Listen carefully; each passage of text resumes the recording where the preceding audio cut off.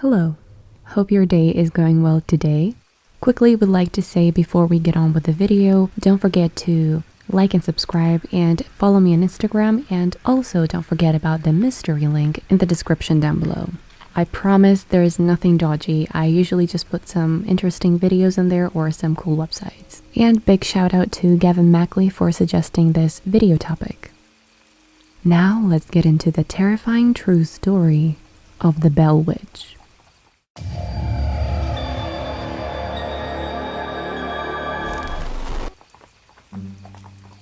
The legend of the Bell Witch is probably one of the most famous pieces of Southern lore. It's a story of a spirit who tormented a Tennessee home over 200 years ago. As the story goes, she may or may not still lurk around Robertson Country. She's become an iconic witch, inspiring major motion pictures. Even more compelling is that, unlike a lot of other paranormal figures, this story is supported by eyewitnesses' accounts, affidavits, and documents penned by those involved in the haunting. In 1804, John Bell and his family settled on 300 acres of land and known as Adams, Tennessee. The disturbances began over a decade later, beginning in 1817. It started with sounds.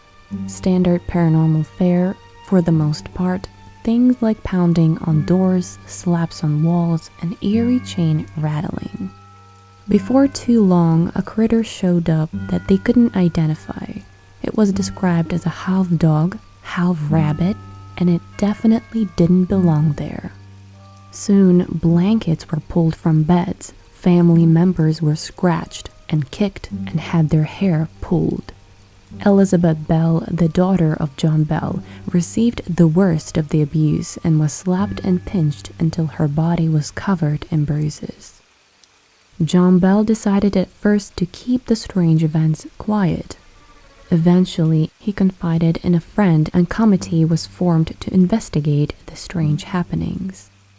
The spirit identified herself as Kate Batts, a neighbor of the Bells with whom John Bell had some bad business dealings. The ghost quickly became known as Kate.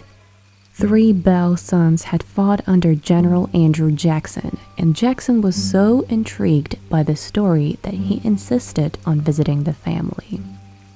The witch taunted his men, held the carriage wheels still, and calling out the frauds in Jackson's entourage until they were seen in a field the next morning, headed to Nashville.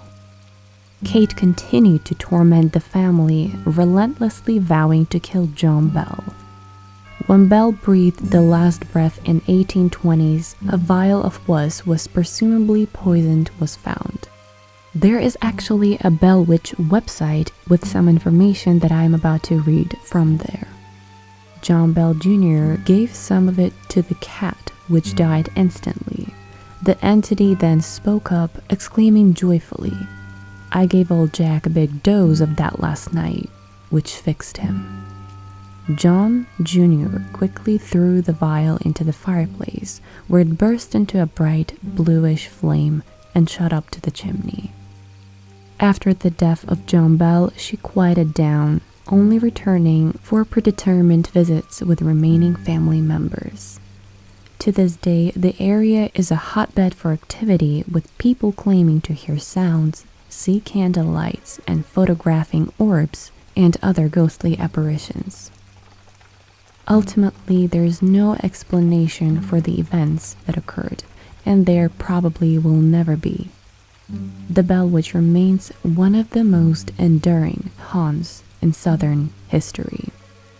I hope that you enjoyed this short urban legend. Let me know what you think in the comments down below. Like this video and subscribe if you haven't yet. Don't forget about the mystery link in the description, and I will see you in my next creepypasta video.